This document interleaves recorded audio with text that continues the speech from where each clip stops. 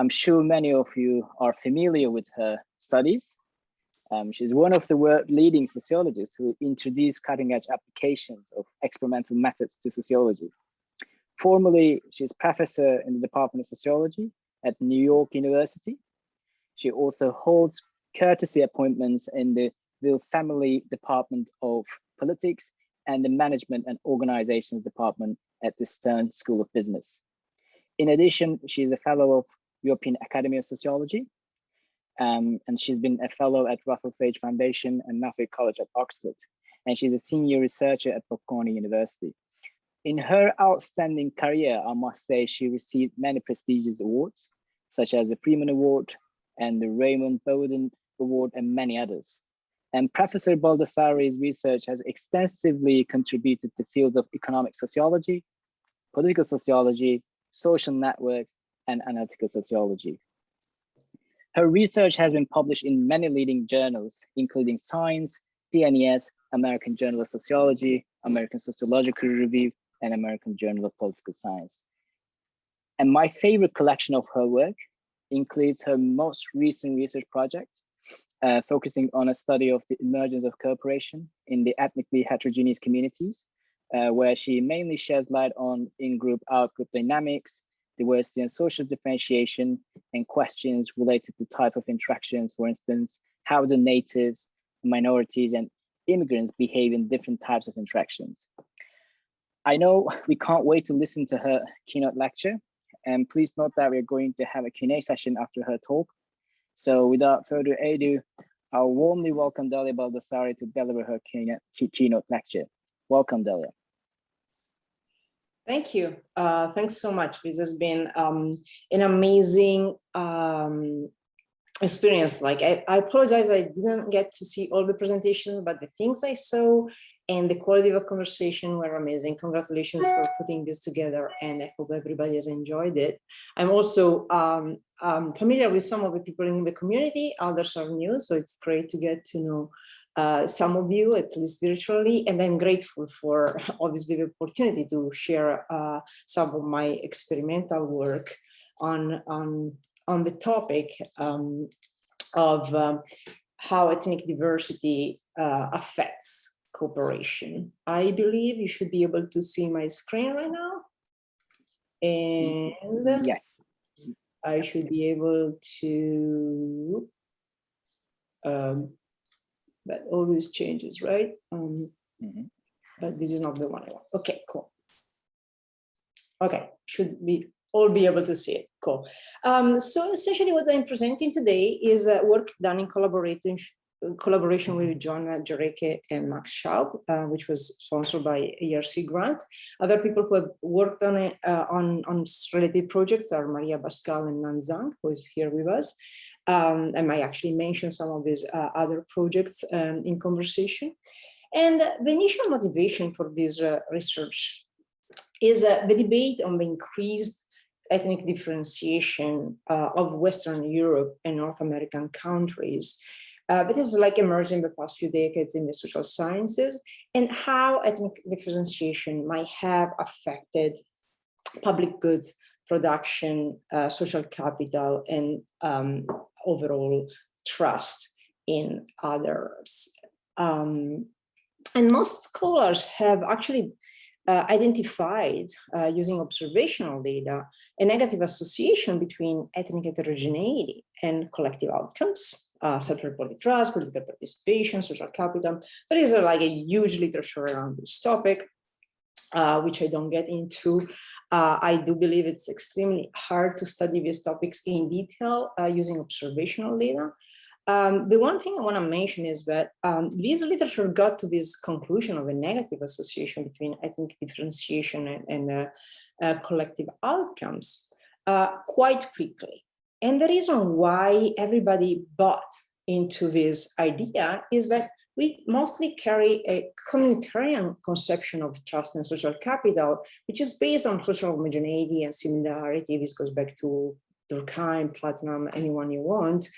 And in this view, like cohesive groups and close-knit networks facilitate the emergence of trust, reciprocity, shared norms, sanctioning, and so on. So from this perspective, it does make sense to think that as a community or society becomes more heterogeneous, the social ties, close-knit networks come apart, and like the capacity of these communities to produce collective outcomes might be undermined.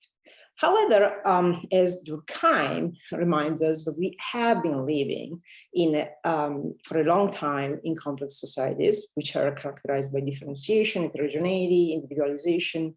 And if we take a Durkheimian version of how cooperation and solidarity comes about, we actually should be thinking of prosociality in complex, diverse societies as relying disproportionately on interdependence and division of labor, rather than cultural similarity and mutual acquaintanceship. So actually my original thinking into the topic of whether like ethnic diversity might reduce collective outcomes was somehow inspired by this reflection that our models for how societies are successful in terms of producing social capital is based on homogeneous communities.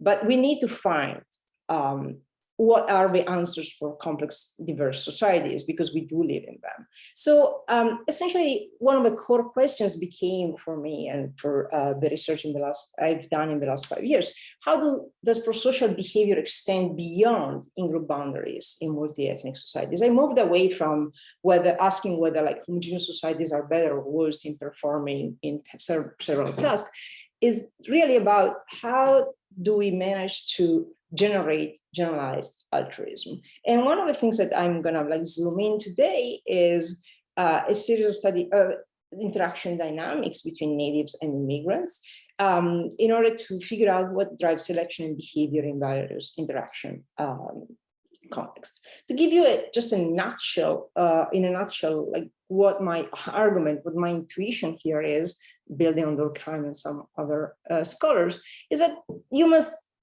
probably maintain an innate tendency to stick to the in-group. However, people in contemporary urban settings cannot satisfy the material needs within their familiar networks, and they are often pushed outside their comfort zones to constantly interact with unknown others. And these enhanced frequencies of interactions with our group members might have contributed over time to normalize experiences and in itself be conducive to greater generalized prosociality. So where do I get this idea from? One very important study for me was the study of cross-cultural variation in prosocial behavior.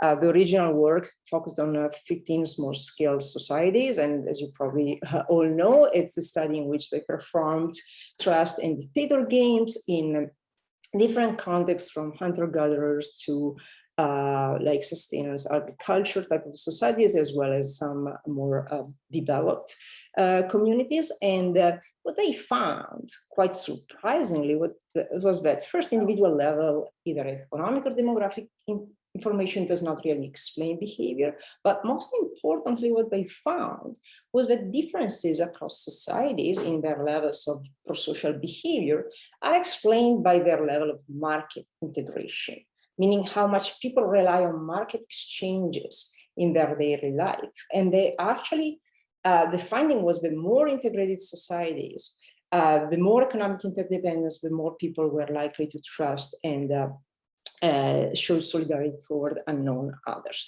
And the explanation that this team of scholars provided was that the more frequently people experience market transactions, the more they will also experience abstract sharing principles concerning behaviors towards strangers. And this is what leads them to generalized altruism.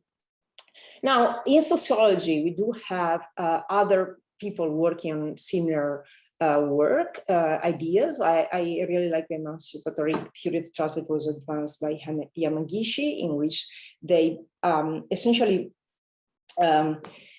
show that greater generalized trust is present in individualistic societies, and he compared mostly the US to a collectivistic society like Japan. And his explanation was that the intense group ties that are typically of the Japanese society prevents trust from developing beyond group boundaries. While in the US, where people are pushed to move from a city to another, and they need to rebuild their social networks and cannot rely on familiar relationships, they are more likely to have to trust unknown others, and they end up doing it.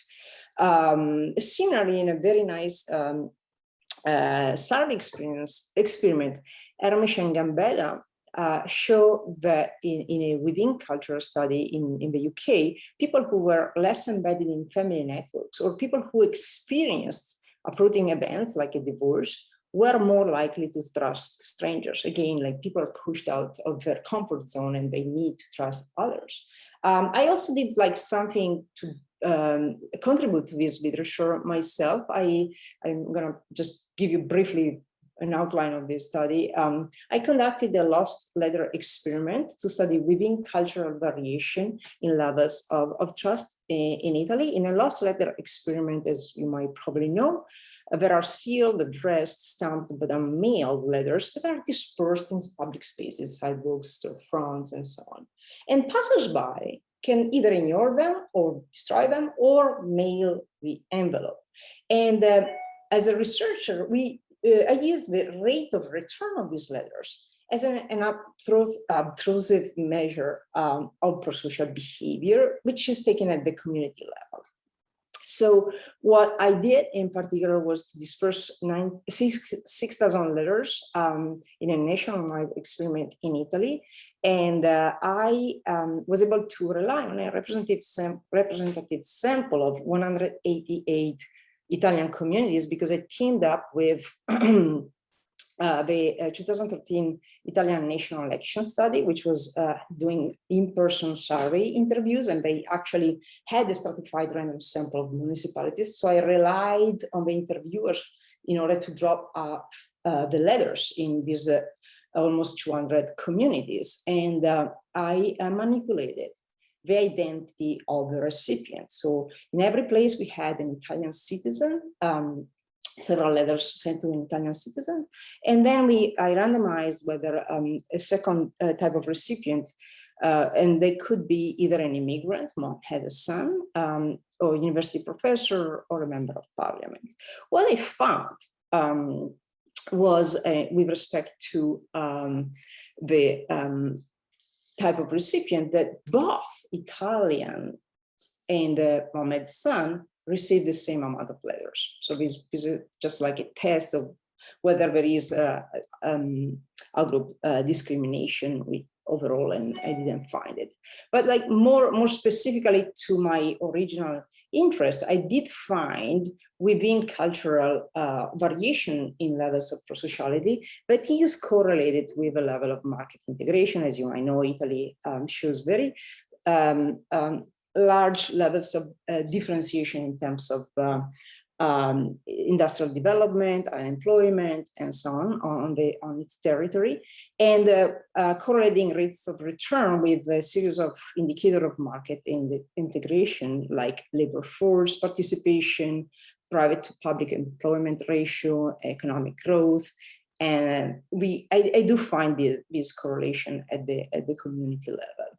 I also actually found, this is the correlation with proportional letter returns to an Italian. And here I actually show returns to the immigrant, right, and the Italian. And this shows that actually letter returns to the in-group and out-group proceed hand on hand, meaning like some sort of like a empirical support of the idea that prosociality that might be related to economic interdependence might extend beyond in-group boundaries. Now, from this study and the previous research I presented by our authors, I learned that essentially economic interdependence is a primary force in terms of creating opportunities for intergroup contact with outgroup members. And this actually suggests that when we study cooperation in complex societies, we might actually want to focus more on strategic interactions rather than like basic altruisms and solidarity. However, these theories And findings are all like, most of them are at the aggregate level, and are based on the intuition that when people come together in a strategic interaction settings, there will be like positive outcomes. However, like the literature is not super clear at the micro level whether exposure to our group members does indeed lead to greater generalized prosociality. So this actually pushed me to shift from a macro type of approach to a more micro level study of economic interdependence and interactions. And the literature on social exposure obviously is quite large. It goes back to contact theory, in which like the original idea was that sustained positive interactions with outgroup members would actually end up reducing prejudice, especially in contexts where there was equal status, common goals among the interactants, and so on. However, like an alternative theory, again, based on several experimental works, suggests that actually contact in contexts of competition of scarce resources, and these contexts are quite common in everyday life, might exacerbate group threat and conflict. And then on top of this, there are findings, again, from social psychology literature, which constantly show how in-group favoritism, and in some cases also out-group hostility, are a staple human behavior. More specifically to my interest on altruism and cooperation in diverse societies, in ethnically diverse society, there is a series of studies that came out quite recently, in which people study the effects of exposure to our group members, usually is ethnically diverse individuals, exploiting like either like natural experiments, therefore the random assignment of individuals to groups like mixed versus homogeneous schools, or roommates in the army and the university, or they themselves actually intervened by randomizing people, like for instance in a very popular study in which people randomized created a soccer league and randomized people to either homogeneous or heterogeneous teams. And in all these studies, what the focus was actually the levels of attitudes toward immigrants, toward out-group members, as well as behavior down the line toward out-group members, measured as the likelihood of picking another roommate later on that was not of their same ethnic background of the participants, as well as a series of other performance outcomes. And all these studies actually are showing that when people are thrown into settings like work-related or leisure-related settings, and they are forced to interact with our group members, usually we have increased levels of prosocial behavior. So like the outcome in terms of conduct seems to be quite positive. At the same time, we have a huge amount of evidence from other studies and some of the audit studies that we've heard about today, that there is persistent discrimination in hiring, housing, and other markets, as well as in everyday settings toward immigrants and in general out-group members. So these are like two sets of findings that might actually that are very good in terms of empirical quality, but at the same time they point to slightly different results. A third element that you want to put in the picture in order to try to think about the effects of exposure is the role of social networks and their mediating role. Like there is a fair amount of evidence suggesting that people who live in diverse societies and have diverse networks are also more likely to be to show generalized prosociality. And some people suggest that it's like network segregation, homogeneity in social networks that rather than diversity per se that affects social attitudes.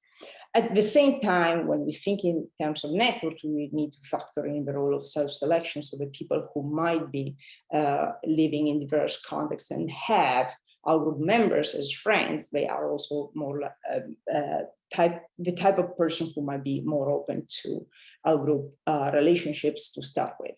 So to summarize like these different elements, we came to the conclusion that if we want to ask at the micro level, what are the effects of exposure to outgroup members, we really need to break it down in terms of like 3 stages. One are the external exogenous preconditions that I started out with, which in part are due to the level of economic interdependence. The second, and in this case also like neighborhood segregation.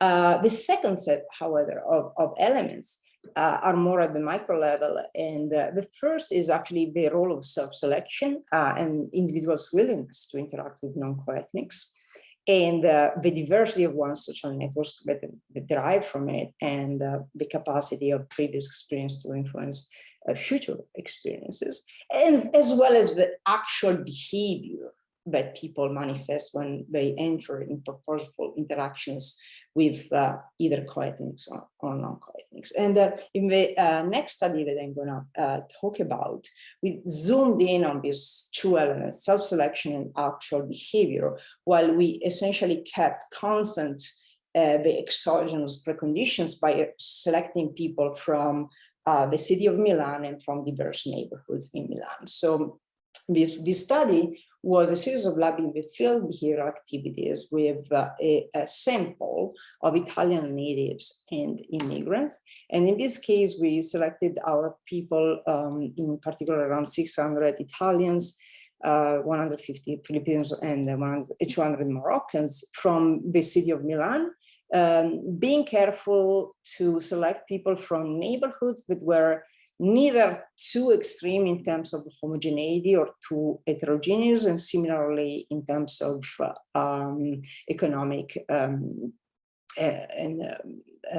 material well-being. So essentially we cut out the neighborhoods that were at the extreme tails of the heterogeneity and income distribution.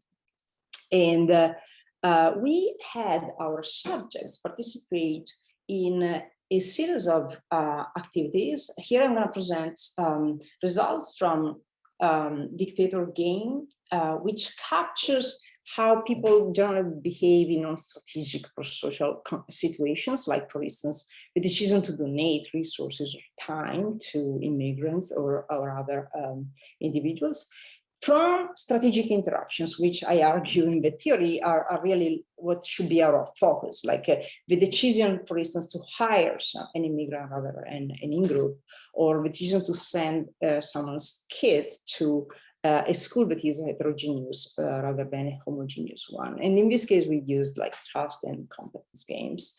The activities in itself were actually done in order to test not only like the reaction to the ethnicity of Alter, but to the reaction to Alter as a person. So we did provide a fair amount of information about the economic and social integration of the person. And we also tried to vary the ethnic groups people were paired with. And the final thing which is relevant is that we try to both capture the effect of content, both in terms of self-selection, like the choice of interacting with people, as well as actual behavior in these diverse interaction settings. First set of results I'm going to show you are from a dictator game. And in a dictator game, the participants were given 10 euros, and they were asked to decide how to split this amount between themselves and the other participant. In particular, the presentation of Alter was done this way. For this first activity, you have been paired with Chiara, who lives in Milan, was born in Lombardy and is 25 years old. And then they decided. Here's the results for both our Italians participant, as well as Filipinos and Moroccans living in the city of Milan. And here's the amount they contributed in a dictator game, around 4 years. And what you can easily see is that they didn't distinguish between recipients of the same ethnic group or recipients of the outgroup. And if we zoom in on the behavior of Italians and we distinguish between like different potential recipients by their nationality, again, we don't see any systematic, meaningful variation. Second, we are going to look into behavior in a strategic interaction setting, which is what we're mostly interested in here. And first of all, we present results from a trust game. In a trust game, individuals receive €10 and the other participant has nothing. They have to decide if and how much they want to give to every person, and the amount gets tripled, and the other person will decide then how much to send back. We study the behavior of the first mover. Therefore, we study like the behavior in terms of like trust. And the description in this case was, you have been paired with, let's say, Farida, who lives in Milan, was born in Morocco, is 25 years old, and works in elderly care. Or we varied here the type of economic and social engagement that people had. So essentially, we had these type of potential recipients in terms of ethnicity and nationality, and then like the type of social or economic engagement is some sort of neutral, likes to watch TV or go on walks, or a description of a person as involved in the activities of a local church or mosque, having a factory job, or being in elderly care and being a class representative. So we wanted to give a profile of someone who is more or less part of the environment. And here I'm actually gonna just show you what's the results in terms of contributions in these activities, and whether people discriminated by the ethnicity of the recipients or the type of activities. And what we found on a pretty large sample of participants is that like the ethnic identity, the nationality of the individuals don't really affect choosing in the trust game. And instead, whether people are involved in voluntary organizations like the church or mosque, as well as elderly care, which is a type of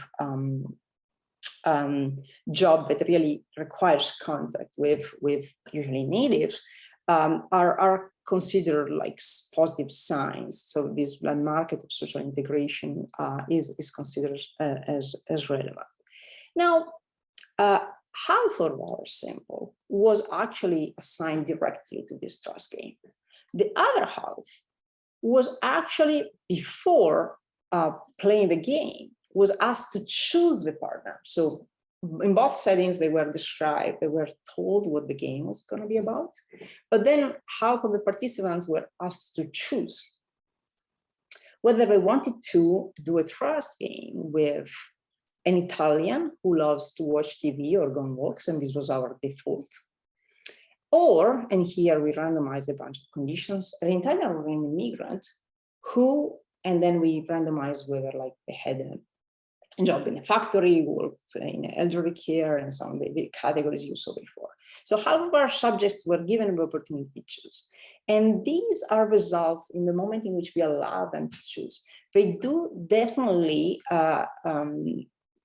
like people who show like social and economic engagement in the life of the city, but they also penalize non-Italian natives in the choice, not during the game. And actually, if we look at differences in the actual behavior between those who were given the possibility to choose and those that were not, we don't find a lot of significant differences. We find a slightly little evidence that Italians who were allowed to choose and they chose another Italian were given slightly more. But this is really marginal in terms of how much, and not statistically significant at standard levels. So essentially, we do find evidence of discrimination, but only in the like selection of partners, not in the activity in itself. Then I repeated something similar in a different type of strategic interaction, a competence game. And in these activities, the subjects were again paired with another person, and both individuals had independently to solve this logic puzzle. And they would actually receive 6 euros if both got it right. So here you want to be paired with somebody who is competent in this type of things. There is no interaction and no trust involved. It's just both of them need to answer the question right. And again, what we did was to allow our participants, in this case, all of them, to choose whether they want to be paired with a default option, which was an Italian who works in a supermarket, or an Italian immigrant that likes to either watch TV or is a teacher. Now, here the thing is that being a teacher should trump everything else, because what you want in your partner is competence. That's it. So what we found was, again, that in this case, the skill, the competence definitely is rewarded. Like people who were teachers, disregarding whether they were immigrants or not, were 30% more likely to be chosen. But nationality still like was a factor. So immigrants were penalized in the choice.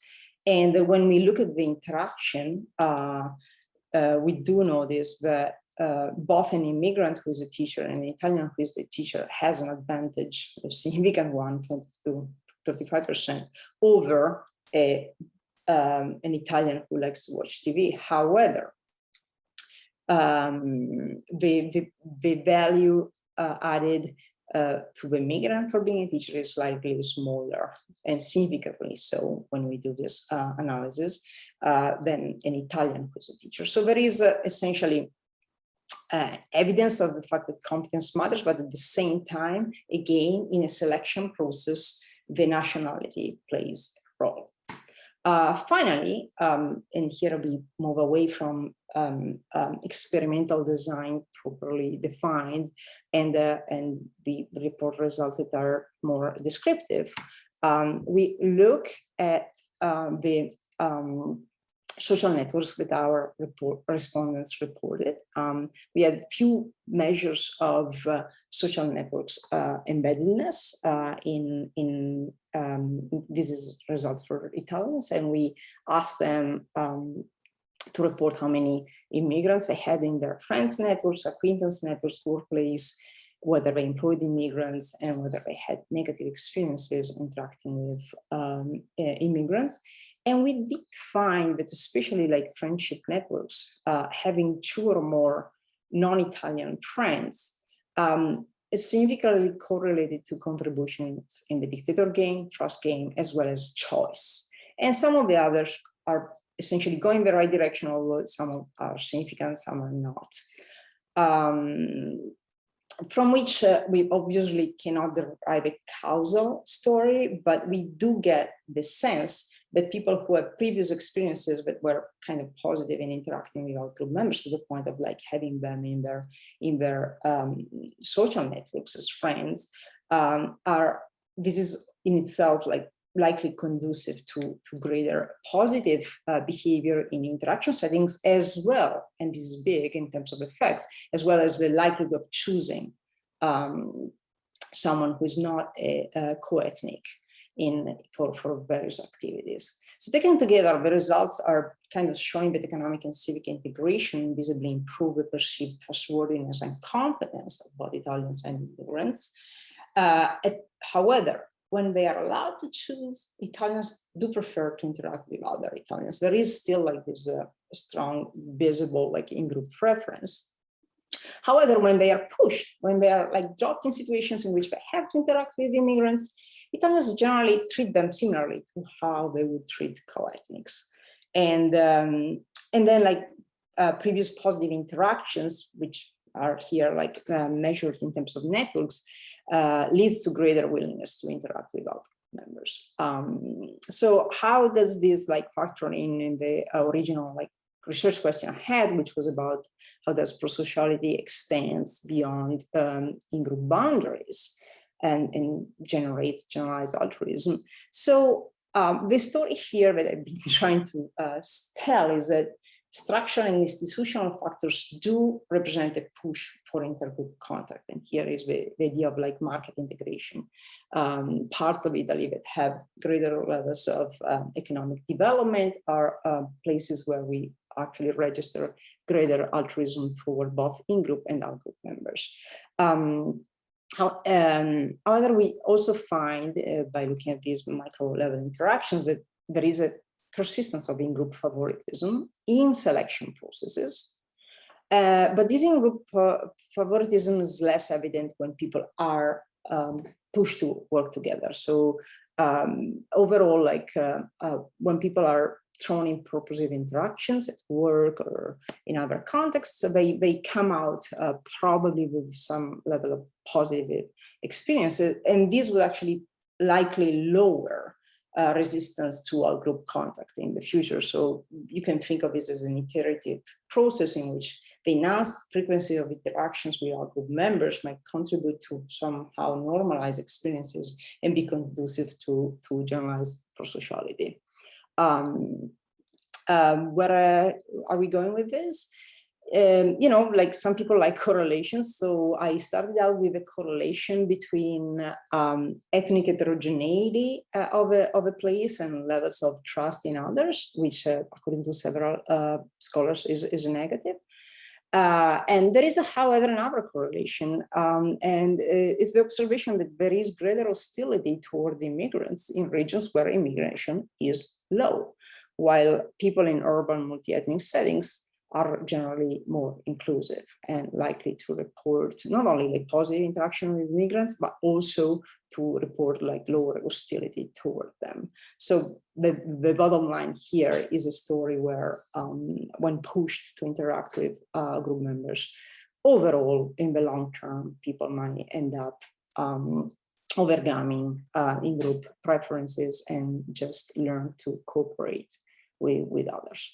I'll end here, and I hope there are questions. Thank you for listening to me.